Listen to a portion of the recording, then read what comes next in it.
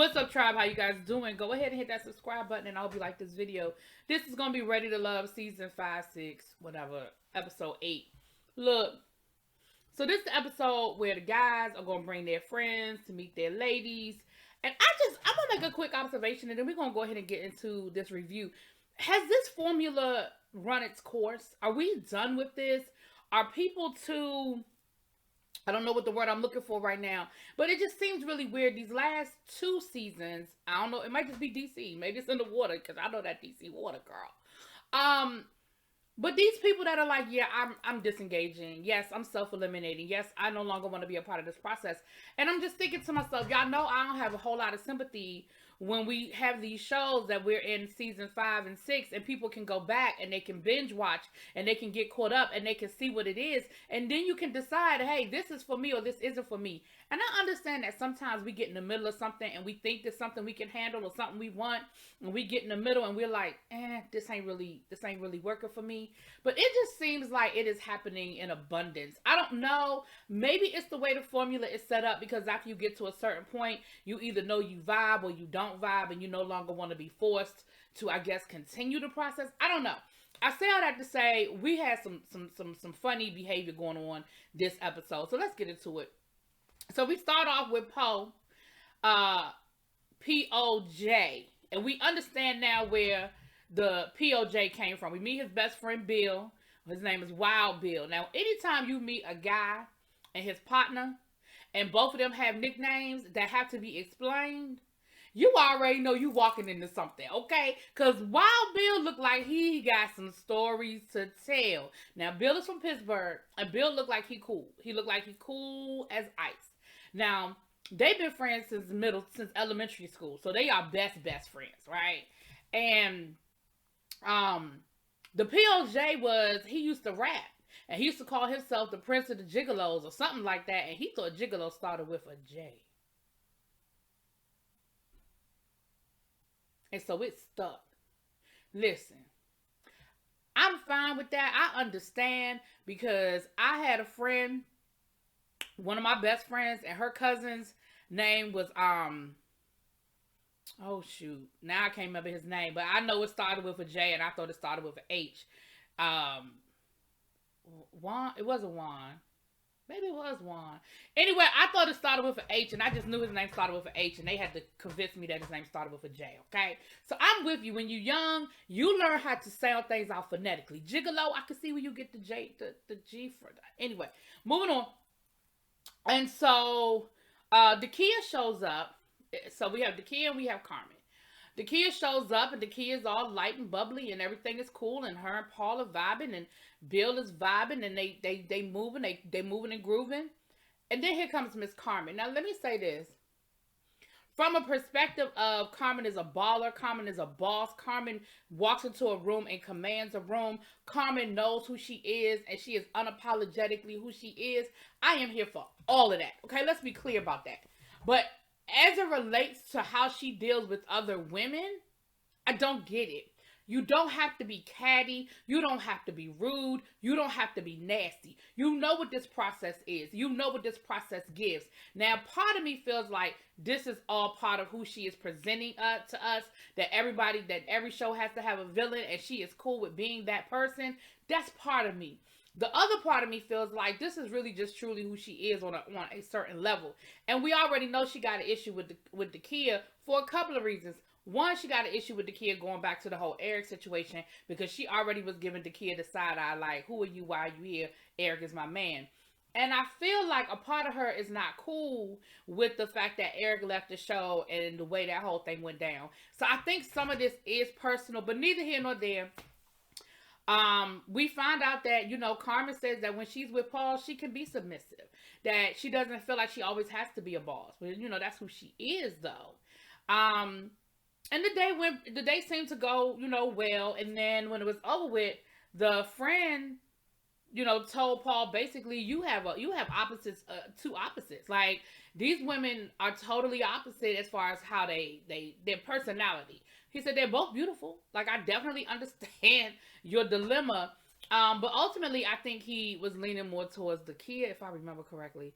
I can't remember, child, because it don't matter. I think it was Dakia though. But he was like, listen, whichever way you go is how you gonna go.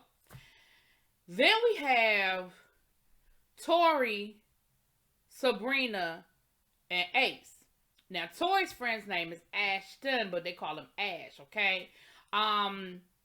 And he was straight up giving Sabrina questions like it was a job interview. So I hear you've been out of a relationship. Are you sure you're ready to get into another relationship? How long have you been out of your relationship? Well, what is it that you bring to the table? How do you think you can handle it? And and Sabrina was rolling. She was rolling with it. She said, listen, I'm the type of person, you know, I'm sorry, I was going to say something else. But she was rolling with it, right? She was rolling with it. Now she bought Tori a gift. She bought Tori a candle. Now Tori said, listen, me and Sabrina ain't really been vibing like we used to. And, you know, her bringing me this gift is sending mixed signals. It's a candle, bruh. I understand what you're saying, though. It's like, well, what's going on here? Why are you bringing me a candle? Why are you bringing me a gift? Well, maybe she was just being nice. Maybe, did y'all ever have a conversation about candles? Do you like to burn candles? Like, I feel like there was a reason, because a candle is a random, out of nowhere gift when you want to get somebody something. So, I feel like there was a conversation maybe somewhere, at some point about candles. And anyway, maybe not. Don't know. Whatever. So, Ace isn't there. And his friend was like, yo, where's the other young lady that I was supposed to meet? And he said, I don't know. She's not here. Let me call her. Now, Tori proceeds to take out his phone and call her from the table. Sabrina got a little offended by that. Now, again, part of me understands where you coming from, Sabrina. But then there's part of me that's like, girl, you know this is a show. You know that's what this is. He ain't calling her because she was like, I've never had a guy call another woman on a date. Did you ever go did you ever date 10 men at the same time? Did you ever go on a double date, a group date where y'all both dating the same person? Like, come on, girl. This whole process is something you ain't never done before. So, him calling Ace, now granted, Tori, you could have actually walked away from the table to make that phone call. I feel like you could have done that. But I don't feel like it was that ridiculous that he called her from the table to find out where she was. Now, Ace didn't answer the phone, and Ace never showed up, and Tori felt some kind of way about that. But we're going to get back to Miss Ace. So, then we have Demetrius and his friend. Hold on, I wrote the friend name down because, child, I want to make sure I get the friend name. Demetrius Ken. His name, we had two Kens. Demetrius' friend name is Ken. Now, Sabrina was the only person that Demetrius invited, which tells me that, Demetrius, you on your way out, bruh. If your only connection is Sabrina and you say, but I don't know, though, because Sabrina and Tori's connection ain't all that tight. So maybe you're not on your way out, child. I don't know at this point. I don't know. But the big thing with them was his friend was like, well, you know, Demetrius likes women that are submissive. And Sabrina was like, She said, well, yeah, I'm not her. She's not me and I'm not her. I'm not submissive. Mm-mm. And Demetrius was like, well, I know that word throws a lot of women off. I know that the word submissive makes women like have all sorts of thoughts about what that means. But yeah, that's what I need. I'm like, well, then it's not a crazy thought. It's not a weird thought. Like, if that's what you need, that's what you need. Like, bruh. Child, okay. So then, so I don't know how that went. I think that's giving Sabrina some pause. She might be getting ready to run back over there to Tori and take him them other cupcakes that wasn't in that box. She gonna go get the two that match or something. I don't know. I feel like she having some second thoughts at this point. Okay. So then we have Cornbread left 6 weeks ago, child. Clifton, his friend who is also Kenny, and then we have Joy and we have Dakia. So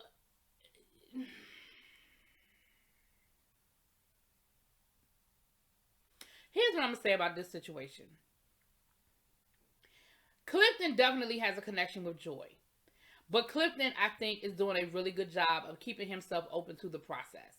Him and Dakia, they've connected. He's exploring it. He said, by his own admission, he said they've gotten closer in the last, I guess, week or so or whatever, since they went on that last date. He saw the other side of her. Joy is locked in. Now, Joy is doing a better job of playing the game than we've seen other women. I'm not going to name no names when they've decided who they want and they get locked in. She's doing a better job, But let's be clear, she ain't fooling nobody. Everybody knows that Joy is locked in on Clifton and that Joy really isn't thinking about nobody else but Clifton. And that sort of comes up in the men's lounge later on in the episode where people are like, listen, Joy, I ain't heard from Joy. I ain't been on a date with Joy. Joy ain't thinking about nobody but Clifton. But the flip side of that is that Clifton is thinking about other people other than Joy, right? So Dakia, I think, does actually have a pretty good chance. And Joy is playing it cool. You know what I'm saying? Joy's like, listen, I get it. This is what we're here for. But underneath it all, Joy, you feeling some kind of way, and you know it, and it's all good. But you're not being rude to these women. You're not giving side eye. You're not being rude to Clifton. Like, you're playing the game, and that's what this is, y'all. This is just a damn game. So they talk, it's cool. Now the other thing, listen, y'all know what I said before about Clifton just wanting to get a piece. So the restaurant they went to, I guess, had like a Hawaiian theme. So they had these very Hawaiian drinks. And so the kid's drink was in like this little shell. And somebody made a comment that it looks like a vagina. And then the kid said something along the lines of, well, there ain't nothing wrong with, vagina. And Clifton said, no, it's not. And then he said something about, well, let me taste your vagina. It was a lot. It was a lot. And then he ended up sipping out of the drink. Again, I know we all grown, y'all. I know we are all grown. And I'm here for a good sexual innuendo and a good flirt. I am. But it just seemed like whenever Clifton is involved, it is always some sex. It is always some sex. But moving on. So they had a good date. And by the end of the day, Clifton's friend told him, listen, I like both of them. But you are loud, you command the room, you don't care, you are always, straightforward in your face, and I really think Joy is more matched to your personality than Dakia. Like, Dakia seemed cool, but, Clifton was like, my only worry about Dakia is that she's going to be the kind of person that be like, you get loud, why you making a scene, you doing too much. He was like, I'm a little nervous about her, whereas with Joy, I feel like Joy be right there with me. So, and I think those are legitimate concerns, but Kenny said, listen, I'm leaning more towards Miss Joy than Miss Dakia, but both of them are lovely ladies. They're both very lovely ladies. So then we have Phil and Tina. No, wait a minute. Donovan. Yeah, I did say Phil and Tina. Donovan went on a date with Tina and with Sabrina. And come to find out, surprise, surprise, his best friend is Phil from last season. And so Phil shows up and Phil is like, listen, I have been through this process. I know what to ask. I know what to do. And he does. He asks some really good questions. And once again, Miss Sabrina is boom, boom, boom, boom, boom. She is locked and loaded and she is ready. Tina, on the other hand, has checked out.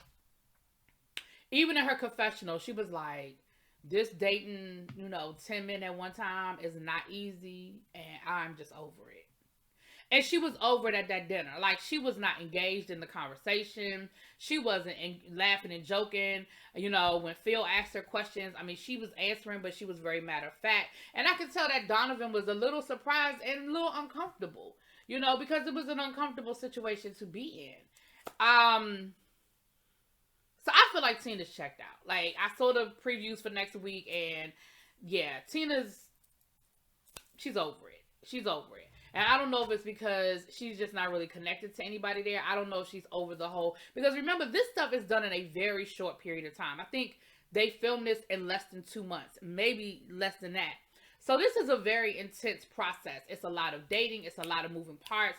And when you have a full-time job and you have a young child and you have other responsibilities, it's hard to always slide in, date here, date there.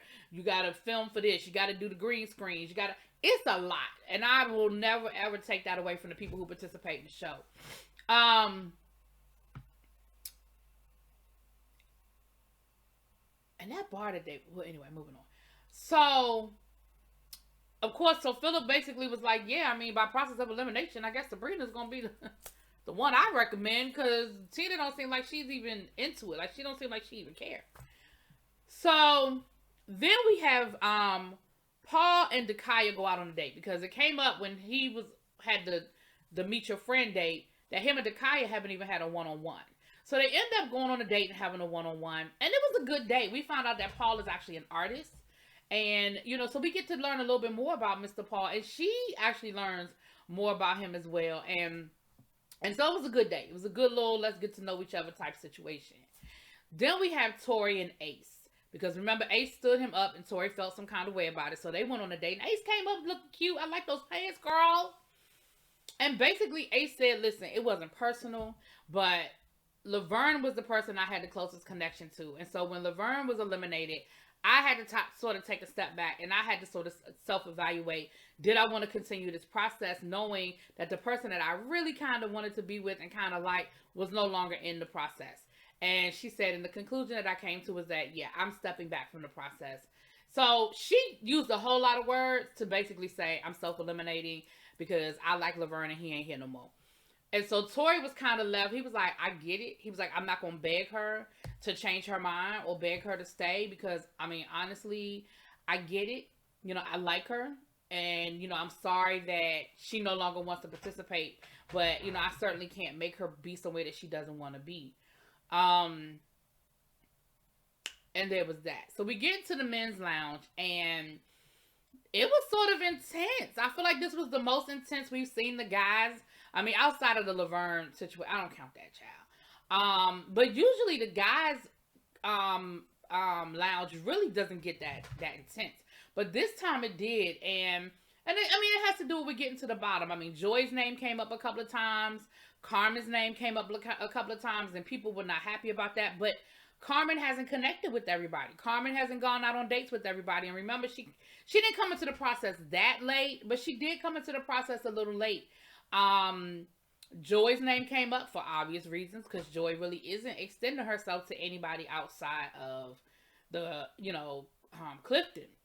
But the ladies were saved this week. And the reason why the ladies were saved this week is because Tori informed Tommy, who really did look shocked. Like, he truly looked like he had no idea that this was going on. That Ace decided to self-eliminate. And, Tommy was like, she did what? He was like, she's not. So I feel like he didn't know. So either nobody told Tommy or Ace didn't tell them. Which I think is a little rude. I think, and Tommy said to the guys, he said, well, can y'all do me a favor? If y'all ever get to, decide that this is what y'all are going to do, can y'all please let me know? And I do think that that's appropriate. I think it's rude to not tell. And again, this is assuming she didn't, y'all, because we know that we do things for, for drama. But assuming that she did not make the proper phone calls, it is rude. So next week, we're going to have our little 2-day retreat. And y'all know how this retreat gets. That's where things are made. You either make it or you break it in this 2-day retreat. So it'll be interesting to see how this plays itself out. We've definitely seen some of the clips from this 2-day excursion, but we'll talk about it when we get there. Let me know what y'all think. Talk to y'all later. Peace.